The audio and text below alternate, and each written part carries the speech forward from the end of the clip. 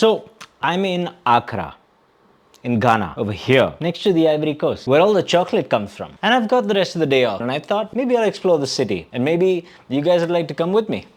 So that's what I'm gonna do. Oh, and we're also going to do a massive shootout between the Sony Xm4, the Sony Linkbuds S, and the Sennheiser Momentum TWS 3.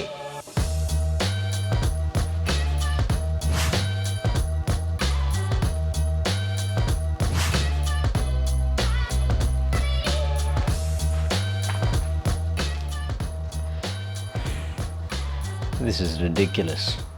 Can I just say straight away, off the rip, ease of use wise, does this look usable to you? If cargo pants ever come back, boom, there you go. But this is just a little too big. The Sony Linkbuds S is the smallest and lightest of them all, and the Xm4 is a little thicker, a little bigger. But here's the weird thing, something about the shape of the Xm4 case is, look at this. This is the Linkbuds. This is the Xm4. See how much smaller that is in height? I think that makes all the difference because in the pocket, the Xm4 feels surprisingly easy to carry. Although the Linkbuds is still flusher. So Linkbuds, best for case. Xm4, surprisingly a close second. And the Sennheiser, get a backpack.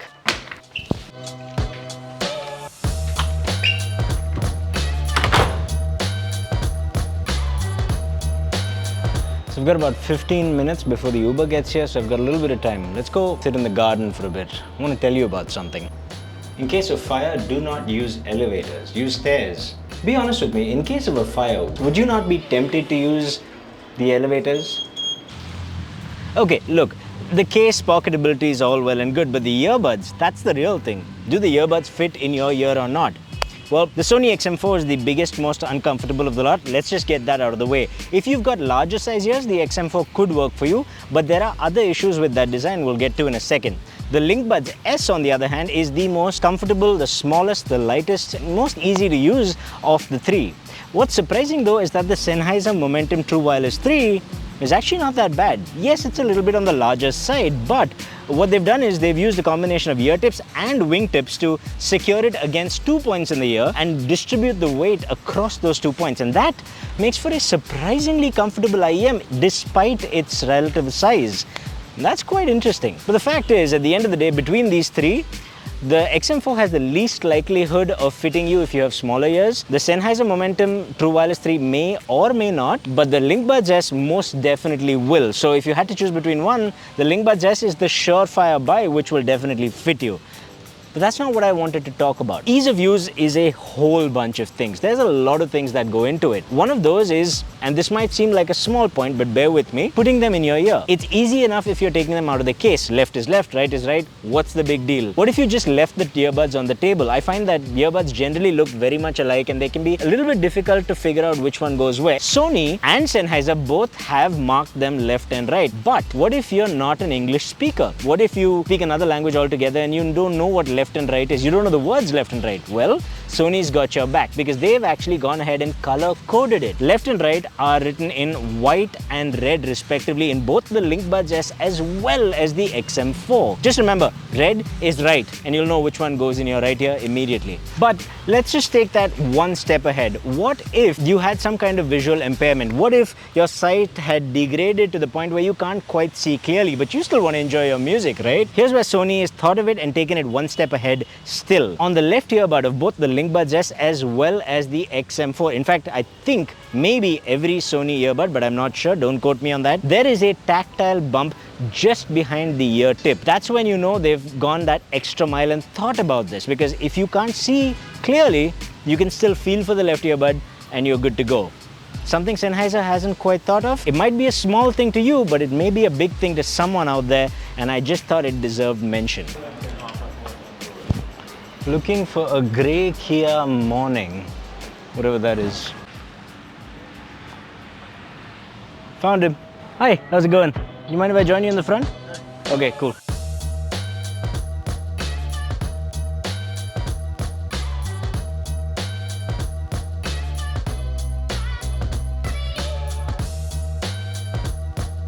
What soup? Fufu and rice soup. What is fufu? Fufu. Yeah, local traditional food. Okay, is it like made like from cassava? cassava? A little bit cassava. Okay. Plantain. Okay. Pound. You pound it together. It's like a mash? Match is like Any kind of meat? meat or fish. Meat or fish. Okay, so meat or fish with like And also pounded cassava. Oh, okay. Soup. And soup. Fufu and soup. Gotta try that, huh? Yeah, very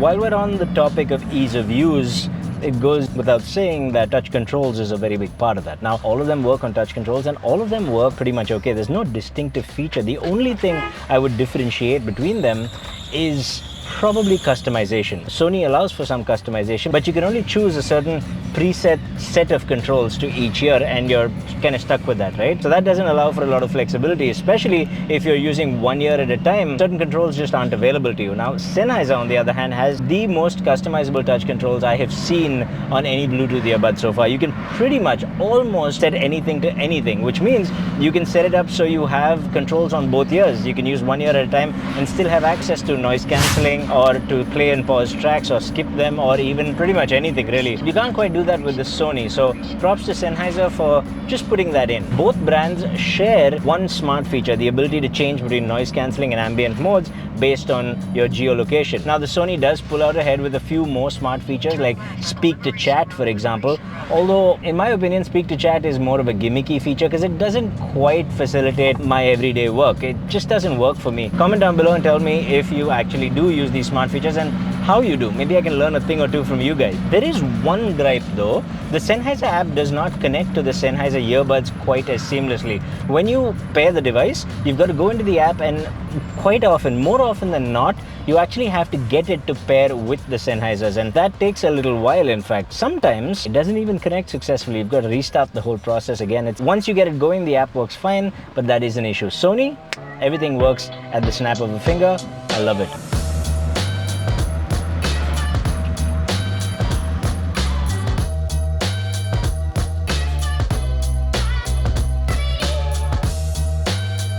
So that was the Independence Square. And you say every 6th of January? Yes. Every 6th March there's a parade here and that's the Independence Square. Okay.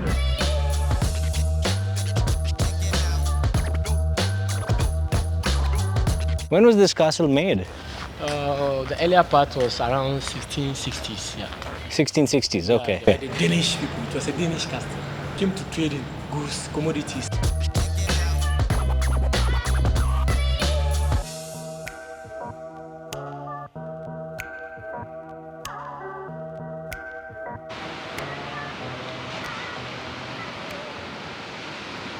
Now, being at the castle reminds me of another time I was in another, well, it wasn't a castle, it was a museum, but I took my phone out to take pictures and you weren't allowed to do it there. And someone yelled at me and said, no, you're not allowed to take pictures. And I said, okay, I'll stop. But the thing is, being aware of your environment is super important. And to that extent, I think all three of them do a pretty decent job. They all have ambient sound modes and they all have the ability to move a slider and change it from noise cancelling with a little bit of ambient noise to a very natural sounding ambient sound to full-blown amplification. You can use it as a hearing aid if you've lost a little bit of hearing, or if you're just a creep and you want to find out what's happening on that table over there, you can do it because they all have a good amount of amplification. However, I will say in this respect, the Sony Linkbuds S is singularly excellent because it has the most natural sounding ambient sound mode I've heard amongst these three, and in fact amongst most of the other Bluetooth earbuds I have heard in this price range and others, barring maybe Apple AirPods Pro. So for ambient sound mode, all of them work, but the Linkbuds S do deserve special mention here. Now that the sun's gone down, there's not much else I can do on the streets here, so maybe we'll explore a beach club.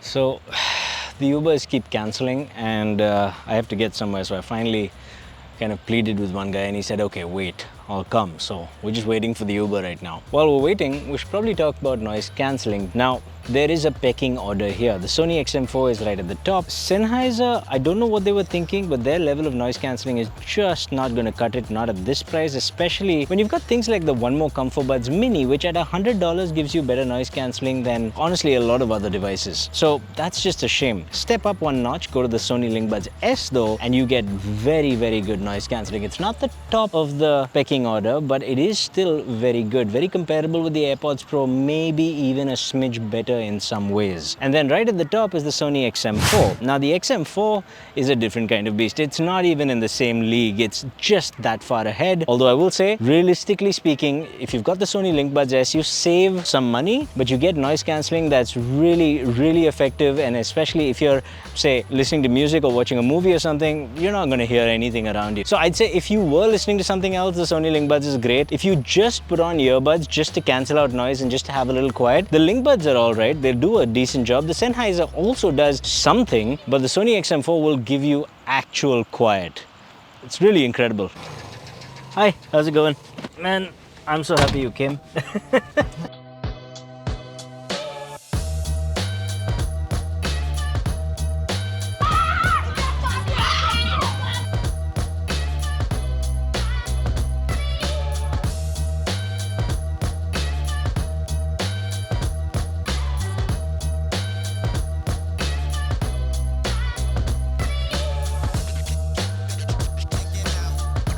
Okay, so we're back at the hotel and I think we should probably talk about sound quality. Now, this one's a bit different because it's just not that straightforward.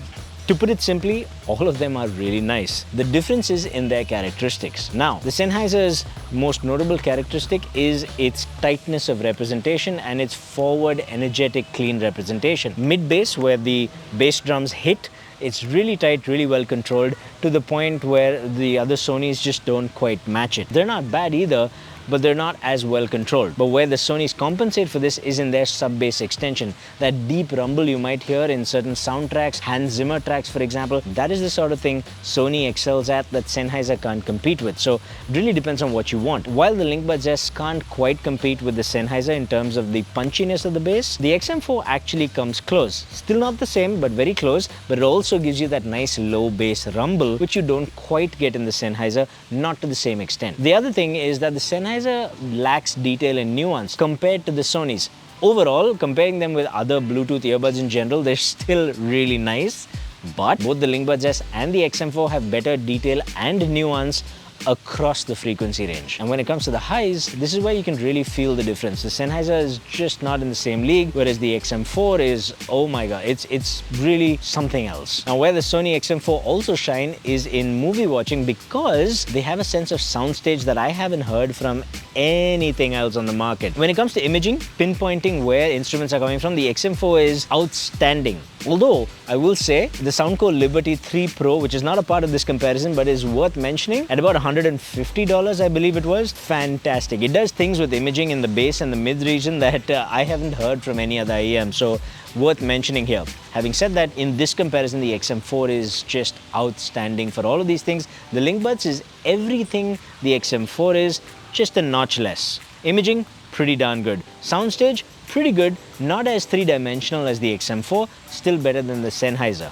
Detail and nuance, very comparable to the Xm4, just doesn't reach the same level though. Overall then, I'd say if you want the best sound quality, my personal pick is the Xm4, but I can see how Sennheiser would be really fun for a lot of people as well, with the Linkbuds coming in as a nice compromise from the Xm4 but still giving you really, really good quality. I genuinely don't think you will be going wrong with any of these in terms of sound quality. It just comes down to preference. Now, I could make a battery life comparison, but I don't think there's anything worth talking about. All of them generally give you more than 5 hours of battery life on a single charge, which in my book is pretty good. I just don't think battery life is enough of a deal breaker between them, so I'm not going to mention them further. Call quality, however, that's a different story altogether. I do believe the call quality on the Linkbuds S is significantly better than the Xm4, and the Sennheiser is pretty good as well. Beyond that, you kind of have to decide for yourself, so here's some samples. This is the Sony Linkbuds S in pretty much quiet conditions.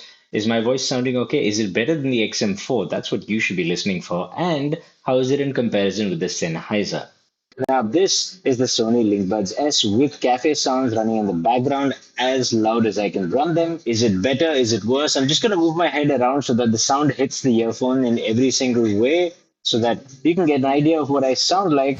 Now, this is the Sony Xm4. In quiet conditions, what does it sound like? Is it better or worse than the Linkbuds S? It should be worse. Linkbuds S should be an improvement, but maybe that improvement is only with loud sounds in the background. So, this is the Xm4 with loud sounds in the background and me moving my head around so that the sounds hit the earphones in every single direction. What do I sound like? Better? Worse? Equal? Surprisingly not bad, but surprisingly pretty bad? You tell me. This is the Sennheiser Momentum Wireless 3, the latest and greatest that Sennheiser has to offer. What does my voice sound like now? Is it better than the Sony's? Is it worse? Is it about the same and you don't really care? Well, you might care if there's a bunch of cafe sounds happening in the background. So, this is with cafe sounds. The Momentum Wireless 3, I'm moving my head around so that all the sound hits the earphone in every direction. At this point, I've said it way too many times. But what do you think? Is it okay? Is it possible? Is it pretty good? I'm speaking at the same volume, I think, for all three earphones. Tell me in the comments section down below.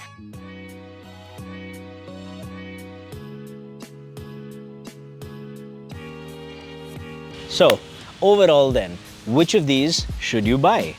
Well, it comes down to what you want to do. I think the least competitive here is the Sennheiser, partly because the case is too big, partly because the earbuds are a little bit on the larger side. Even if they do fit very well, they don't accommodate all ears like the Linkbuds S do. Now, the reason why you might want to buy the Momentum Wireless 3 is if you want tight, punchy, energetic sound, you want something that works well for sports like running and cross-training, and you just like the Sennheiser things. It's really not a very strong contender, especially with that weak ANC. At this price point, I can't really recommend it over the other two. As for the Sony Linkbuds and the Sony Xm4, that's where it gets really exciting and interesting and confusing. Because while the Xm4 MSRP was $280, it is frequently and quite regularly available at about $240. And at that price, I could easily say, yeah, but you still save $40, go for the Linkbuds S. You get something that's smaller, lighter, better fitting in the pocket. It's just generally almost as capable, right? It's really, really good sound, really good ANC for $200. But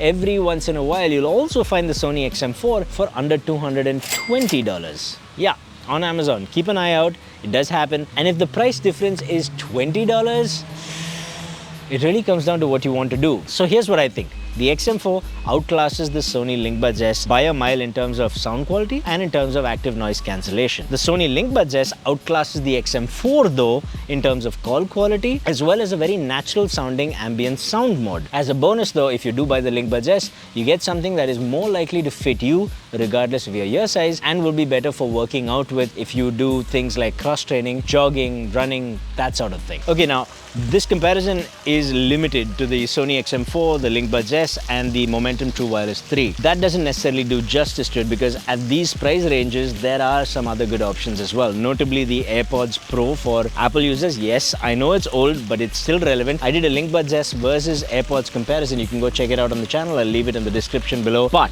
the Technics AZ60 is another contender, which is, in my opinion, not quite justifying its price tag. I did a whole review on that as well. The Technics AZ60 does a whole gamut of things, but it does them all decently. It does an okay job, but it doesn't really beat anything. The problem is, the money they ask you is very much flagship money and is very much money that should buy some sort of excellence. Excellence that I personally don't see there. Except for the fact that it has multipoint. If multipoint is important, it is astonishing to me that none of these options actually give you multipoint. You have the ability to pull connections away from one device and push it to another device, but it's not automatic multipoint switching. That's something the Technics AZ60 has, and I know that from a productivity point of view, that's a huge deal for a lot of people, so it's something that you should keep in mind. And that's about it. It's been quite a day, and I'm sorry I couldn't show you more of the city. It's just, it got dark really fast. And do you think I missed something here? Is there some serious use case that I seem to have left out? Comment down below and tell me, and yeah, do hit that subscribe button. Why not? It's free. It's right there. I'll see you in the next one. Stay happy, stay peaceful, stay colorful. Namaste. Wait, so you watch cricket? Once in a while. Once in a while, okay. I'm surprised that you know. Popular in Ghana. So no, it's more football over here, I guess. Yeah, football and boxing. Boxing as well, huh? Athletic, that is Ah. mostly common in Ghana. Yeah, most Ghanaians. Because Nice. some of us that normally, sometimes used to follow some of the international sports. I'm just surprised that you knew the Chennai Super Kings team. I know India and Pakistan, they're doing well. Yeah. They're doing very well in cricket.